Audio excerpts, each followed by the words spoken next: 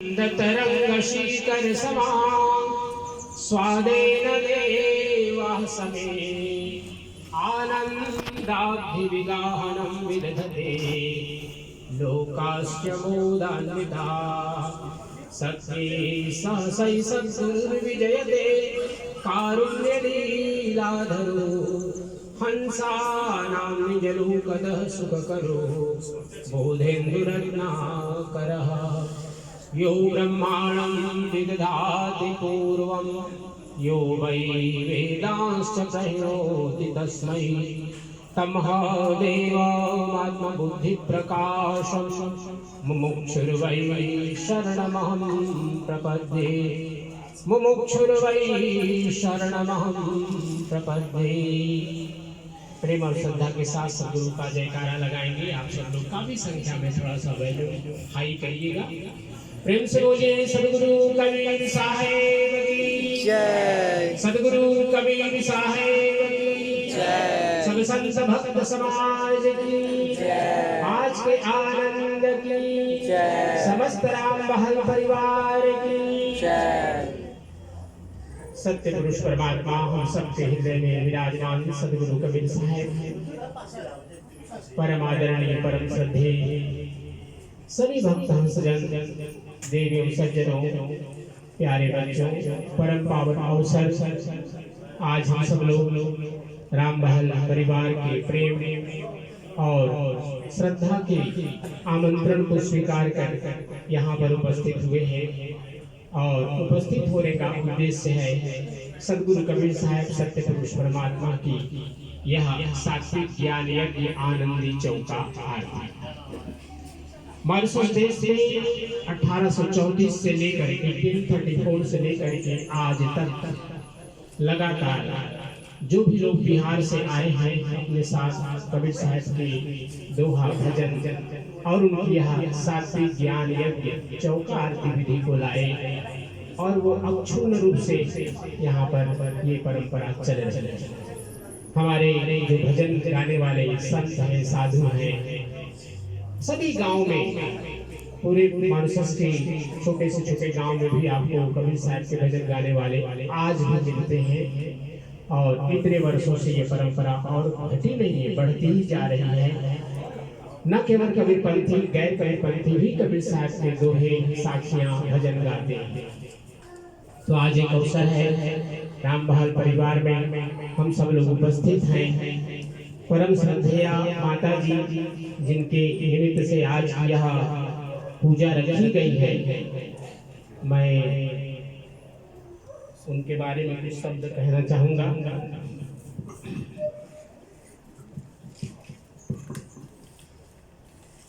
उनका नाम भक्तिमती कल्याणती राम महल। जिस समय वो गुजरी थी 12 दिसंबर 2021 को और उस समय वो 94 ईयर की थी। अगर आज होती तो वो 97 ईयर की होती।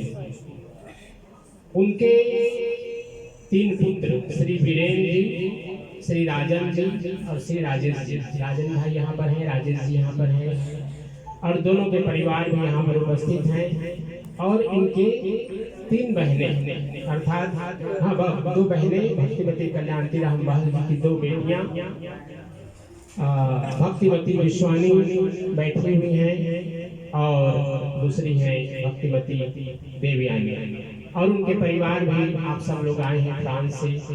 और इस विशेष पूजन में मघु परिवार है, नापोल परिवार है, झरी परिवार है और बहुत से लोग जो आप सब लोग इस परिवार से जुड़े हुए हैं। आप सब लोग बहुत श्रद्धा और भक्ति के साथ इस पूजा की तैयारी किए। हम जानते हैं कि इस पूजा में काफी सामग्री और काफी तैयारी करनी पड़ती है और आप सब लोगों ने बिना किसी आलस्य के सभी सामग्रियां जुटाई और हमारे दीवान साहब लोग और उनके सहयोगी लोग मिल करके इस पूजा की तैयारी की है। सदगुरु कबीर साहब की यह पावन परंपरा जिसकी चर्चा हम कर रहे हैं, पिछले 626 वर्ष हो गए हैं कबीर साहब के प्राकट्य का भारत में। लेकिन जिस प्रेम और श्रद्धा के साथ सदगुरु कबीर साहब के समय उनके शिष्य थे, उनके शिष्यों में सभी संप्रदाय के लोग थे।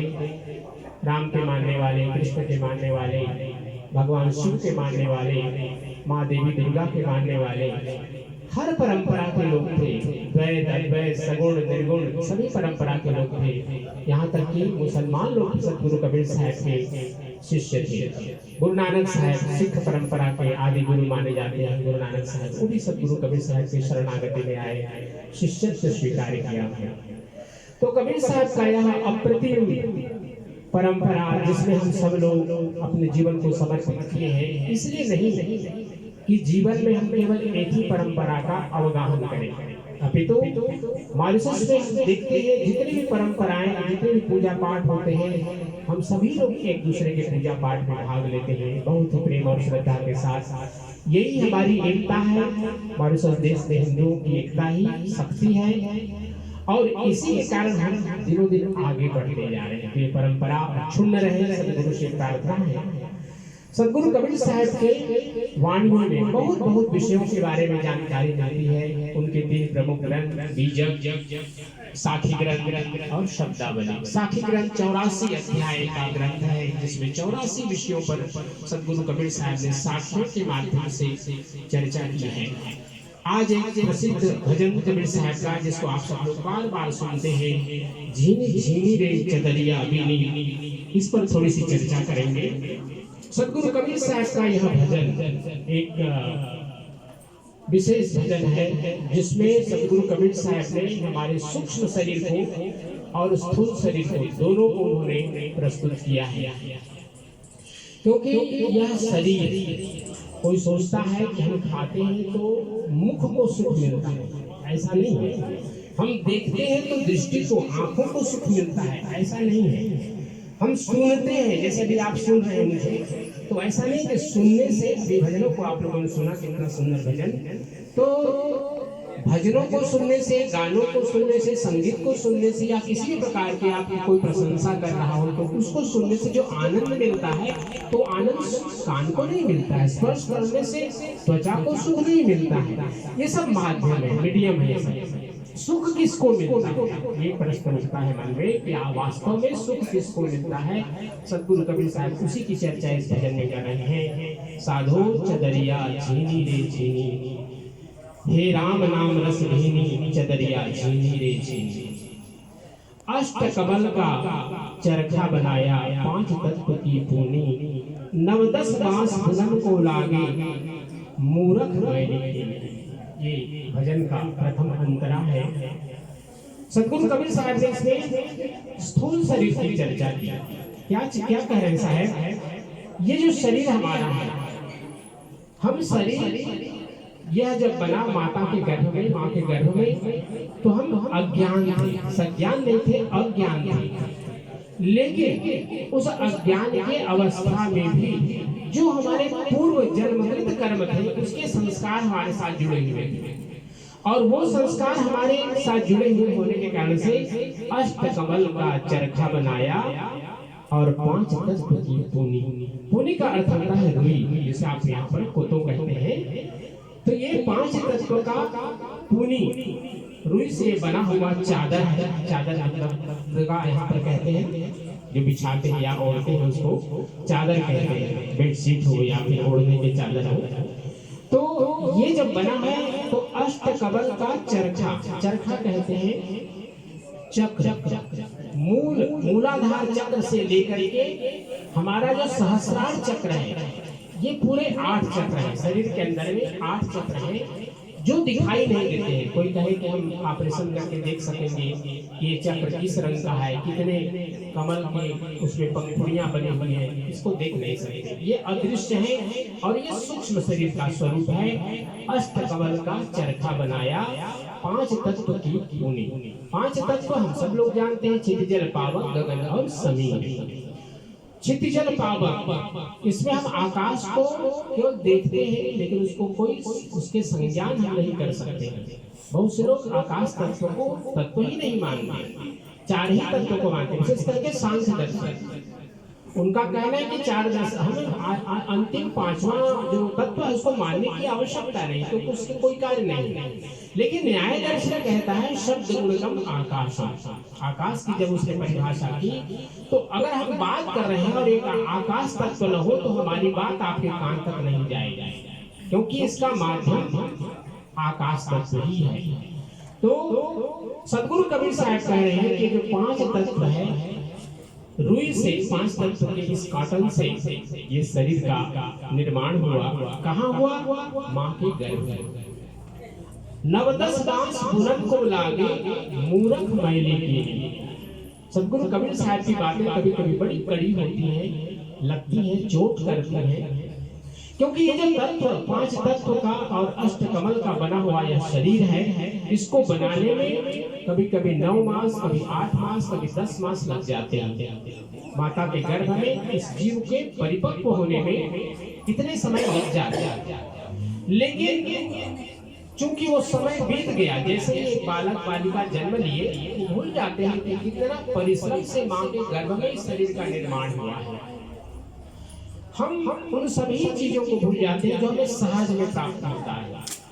जैसे कभी कभी बालक, घर में बच्चे होते हैं, वो भूल जाते हैं कि माता पिता कितना मेहनत से उनका परिपोषण कर रहे हैं, उनका परिपालन कर रहे हैं। इसी प्रकार से देश में एक गवर्नमेंट है, बॉडी है, वो किस प्रकार से देश का संचालन कर रहा है। इसी प्रकार हम विद्यालय में जाते हैं और संस्थाओं में भाग लेते हैं, तो हर जगह काम करने वाले लोग होते हैं, तभी एक व्यवस्था बनती है। हम आप सब यहाँ पर बैठे हैं कुर्सी पर और भजन सुन रहे हैं, पूजा को देख रहे हैं, प्रवचन सुन रहे हैं, और विधि आगे बढ़ेगी। लेकिन इसके तैयारी करने में कितने लोगों ने सहयोग किया, परिश्रम किया, तब ये स्थिति उत्पन्न हुई है। तो साहब कबीर इसलिए कह रहे हैं कि इसके महत्व को, इसके परिश्रम को हम ध्यान दें और इसके महत्व को समझते हुए इसको मैला न करें, इसको गंदा न करें।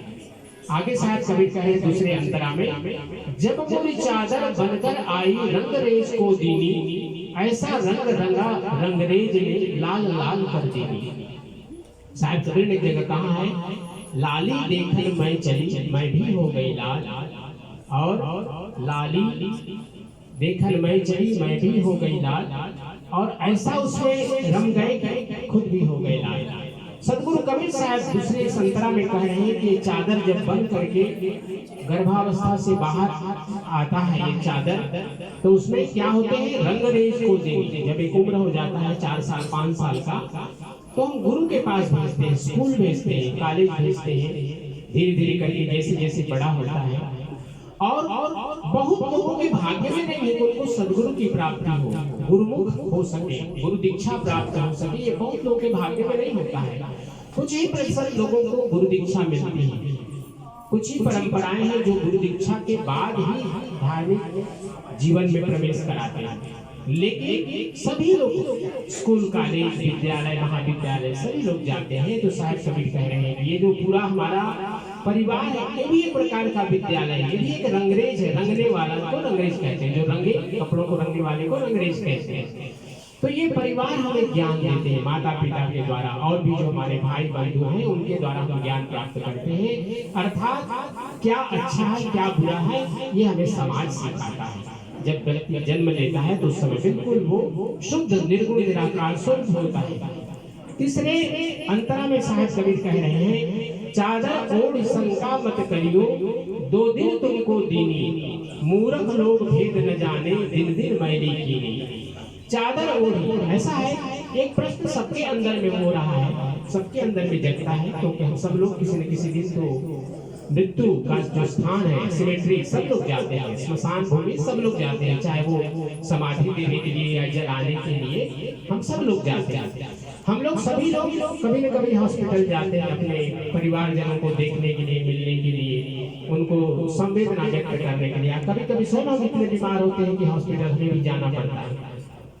जब इन स्थानों में जाते हैं, स्मशान में और अस्पताल में, तो हमारे अंदर एक प्रश्न उठता है कि जिस शरीर को हम इतना सजा रहे हैं, जिस शरीर के लिए हम इतना मोह से आसक्त हैं, क्या वह शरीर इसी प्रकार एक दिन स्मशान भूमि में समाप्त हो जाएगा? एक दिन बीमार पड़ेगा, एक दिन ये शरीर चेहरा जिसको इतना सजाते हैं, कितने प्रकार के इसमें कॉस्मेटिक लगाते हैं सजाने के लिए, वो एक दिन झुर्रियों से भर जाता है। उम्र आती है, झुर्रियों से भर जाता है, और वो रूप जब हम देखते हैं शीशे में, दर्पण में, तो उसको देख करके स्वयं को ही डर लगने लगता है कि क्या थे और क्या हो गए हैं। तो इस प्रकार से वैराग्य उत्पन्न होता है कि वास्तव में जीवन मिला किस लिए। हम भूल जाते हैं इन चीजों को। साहब कभी हमें जगा रहे हैं, चादर ओढ़ शंका मत करियो, 2 दिन तुमको देनी। क्योंकि आज और कल इसी में पूरा जीवन व्यतीत होता है, चाहे हम उसको कितनों महीनों और वर्षों में गिनते रहें, लेकिन जीवन केवल आज है और कल है, आज है और कल है। जो बीत गया भूतकाल वो लौट करके दोबारा नहीं आता है। मूर्ख लोग वेद नहीं जाने। मूर्ख मतलब ऐसा नहीं कि कोई बिल्कुल कुछ जानकारी ही नहीं। हम सब लोग जानकार हैं, जानते हैं कि ये जीवन जो मिला है दोबारा नहीं मिलेगा, लेकिन फिर भी एक एक दिन को, एक एक श्वास को हम व्यर्थ जाने देते हैं। साहब कबीर कह रहे हैं, भूलो मत, 2 दिन के लिए शरीर हमें मिला है, इसलिए 2 दिन मिला है, इसलिए इसको मैली न करे, मैला न करे। एक जो सूक्ष्म शरीर है, सूक्ष्म शरीर के अंदर हमारे सभी जितने भी कर्म हैं, उन सब की वासनाएं, सभी कर्मों के संस्कार वहां पर जमा होते हैं। और यही कारण है कि एक ही घर में 4 बच्चे, लड़कियां हो लड़के हो, सभी के संस्कार अलग होने के कारण सभी के व्यवहार अलग होते हैं, सभी के विचारधाराएं अलग होती हैं, सभी के जब पढ़ाई करते हैं तो उनके जो रिजल्ट है वो बराबर एक समान नहीं आते हैं, सभी अलग अलग होते हैं, क्योंकि उनके पूर्व जन्म के संस्कार इस जन्म में साथ साथ आए हैं। यही साहिब कबीर कह रहे हैं, मूर्ख लोग भेद न जाने, दिन दिन मैले की। जो इस शरीर को, इस मन को, इस आत्मा को बराबर साफ करना था, गुरु के द्वारा, माता पिता के द्वारा, हमारे बड़े जनों के माध्यम से जिनको सफाई करना था, उसको हम और मैला करते जाते हैं। क्यों? हम माता पिता के पास नहीं बैठते। आज के समय में कहाँ पर बैठते हैं? मोबाइल से लगे रहते हैं। इसी प्रकार जब हम जाते हैं कहीं सत्संग में भी तो चैटिंग होती है। अभी भी देखिए कुछ लोग बातचीत कर रहे हैं, आए हैं सत्संग में, पूजा में आए हैं, लेकिन ध्यान कहाँ है? या तो मोबाइल पर किसी का मैसेज पढ़ रहे हैं, किसी को मैसेज भेज रहे हैं, या फिर ध्यान अपने आप वहां चला गया है जहाँ वो शायद कल के लिए प्लानिंग जाने के लिए। साहिब कबीर कह रहे हैं, ध्रुव प्रहलाद सुदामा ने, अंतिम ये अंतरा इस भजन का, ध्रुव प्रहलाद सुदामा ने ओढ़ी सुखदेव निर्मल किए। ये संतों के नाम, ऋषियों के नाम साहिब कबीर ने गिनाया, जिन लोगों ने इस शरीर को, स्थूल शरीर के साथ साथ सूक्ष्म शरीर को उन्होंने शुद्ध बनाया, जिनको हजारों साल बाद बीतने के बाद भी उन महापुरुषों को, ऋषियों को, मुनियों को हम स्मरण करते हैं, श्रद्धा से अवनत होते हैं उनके समक्ष कि जिन महापुरुषों ने अपने जीवन को निर्मल किया, इस शरीर के चादर को सार्थक किया। क्योंकि अष्टकमल की जब चर्चा होती है तो योग साधना से जुड़ा हुआ है, उसकी बड़ी विशद चर्चा हमारे योग दर्शन में आए हैं कि मूलाधार चक्र से लेकर के हमारे सहस्रार चक्र तक ये जो 8 चक्र हैं, एक एक चक्र का किस प्रकार से हम दर्शन करते हैं, किस प्रकार उसको हम जागृत करते हैं, और एक एक चक्र का हमारे जीवन में क्या उपयोगिता है, क्या उसकी विशेषता है, क्या वो हमारे लिए कर्म करते हैं, इन सब का विशेष चर्चा पातंजलि योग दर्शन में और अन्य भी दर्शनों में सतगुरु कबीर साहब ने ब्रह्म निरूपण ग्रंथ में इसका विशद चर्चा की। तो साहिब कबीर ने जब देखा कि इन महापुरुषों ने, ध्रुव प्रहलाद, सुदामा, सुखदेव, इन लोगों ने जब उनको शरीर मिला तो उस शरीर को उन्होंने निर्मल किया, उसका शरीर का सार्थक उपयोग किया। और ये नहीं कि उन्होंने कोई बहुत बड़े विद्यालय खोला है, हॉस्पिटल खुलवाया या बहुत बड़े धर्मशाला आदि बनाए, नहीं, लेकिन जो शरीर का मुख्य उद्देश्य है कि आत्म तत्व की प्राप्ति। आत्म तत्व क्या है? ये भक्ति के मार्ग में जो पूजा हम देख रहे हैं, भक्ति का पूजा है, और भक्ति के पूजा में इसमें गुरुजनों की पूजा करते हैं, साथ साथ उस परमात्मा के जो 16 अंश हैं जो पूरे विश्व का संचालन करते हैं, उनका हम इसकी पूजा करते हैं। तो साहिब कबीर कह रहे हैं, साहिब कबीर ने ऐसी ओढ़ी और ज्यों ज्यों धर दीनी, चदरिया छीनी रे। इसमें साहेब कबीर का अर्थ है कि कबीर साहब नहीं केवल जो कि त्यों धर देनी, जिन लोगों ने भी इस शरीर के तत्व को, शरीर के महत्व को समझा, समय के महत्व को समझा, उन सभी लोगों को कबीर साहब एक प्रतीक के रूप में कह रहे हैं कि साहेब कबीर, क्योंकि उनके भजन है तो उनका नाम इसमें लगा हुआ है। वे सभी ऐसे भक्त और ज्ञानी संत जन, साधु जन, भक्त जन जिन्होंने अपने जीवन को सार्थक किया। मान लो जैसे बचपन में उनको मिला था शुद्ध सगुण निर्गुण रूप में, उसी प्रकार से उन्होंने यहाँ संसार से जाते हुए भी ज्यों के त्यों धर देने, उस चादर को मैली नहीं किया, उन्होंने उस चादर को श्वेत का श्वेत रखा और इस जीवन को सार्थक किया। तो ऐसा ही जीवन जिया भक्तिमती कल्याणती राम बहाल जी ने। और आज एक सुंदर अवसर हम सब लोगों को मिला है इस राम बहाल परिवार के द्वारा पूजन में भाग लेने के लिए। बहुत ही श्रद्धा और भक्ति के साथ आप सब लोग पधारे हैं। मैं बहुत से लोग यहाँ पर बैठे हुए, एक का नाम नहीं लूंगा, राजन भाई यहाँ रहते हैं, देवानी बहन यहाँ पर रहती है, और आप सब लोग यहाँ पर रहते हैं। और समय का सार्थक सदुपयोग करें। यहाँ पर कई परिवार हैं जो कबीर पंथ से जुड़े हुए हैं। बगल में मैं जानता हूँ कि एक का नाम लेंगे, दूसरा का नाम छूटेगा तो नाराज होंगे, इसलिए मैं किसी का नाम नहीं लूंगा। बहुत परिवार है इस पायोत और विक्टोरिया हॉस्पिटल सामने है। यहाँ से अगर आप 1 किलोमीटर ऊपर की ओर जाएं, नीचे की ओर भी काफी कबीरपंथी परिवार हैं। तो इन सब लोग अपने परंपरा को, कुल परंपरा को अभी तक कायम रखा है और ऐसे ही भक्ति करते हुए अपने जीवन को ले जा रहे हैं। धन्य है आप सब लोग, आपके पूर्वज, उनका आशीर्वाद आप सबको मिले। माता भक्तिमती कल्याणती राम बहाल जी आप सबको आशीर्वाद दें कि उनका जो आशीर्वाद से आप सबका जीवन सुखमय हो, मंगलमय हो, और जितने भक्त जन यहाँ पर आए हैं सबका जीवन सुखमय हो, मंगलमय हो, ये सब गुरु से प्रार्थना करते हुए साहब का बहुत ही सुंदर और पावन सतनाम का धूम आइए 3 बार करेंगे, उसके बाद विधि को आगे बढ़ाएंगे। सब लोग मेरे साथ बोलेंगे सत्यनाम सत्यनाम सत्यनाम बोल, जय करुणामय सत्यनाम बोल, सत्यनाम सत्यनाम सत्यनाम बोल, जय करुणामय सत्यनाम बोल, सत्यनाम सत्यनाम सत्यनाम बोल, जय करुणामय सत्यनाम बोल, सत्यनाम सत्यनाम सत्यनाम बोल, जय करुणामय सत्यनाम बोल, सत्यनाम सत्यनाम सत्यनाम बोल, जय करुणामय सत्यनाम बोल, जय करुणामय सत्यनाम बोल, जय करुणामय सत्यनाम बोल।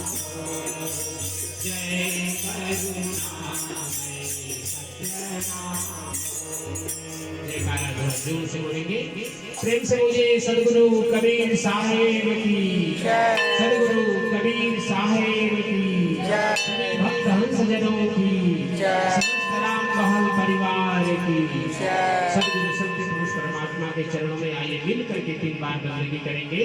साहेब बंदगी, साहेब बंदगी, साहेब बंदगी। अब आरती के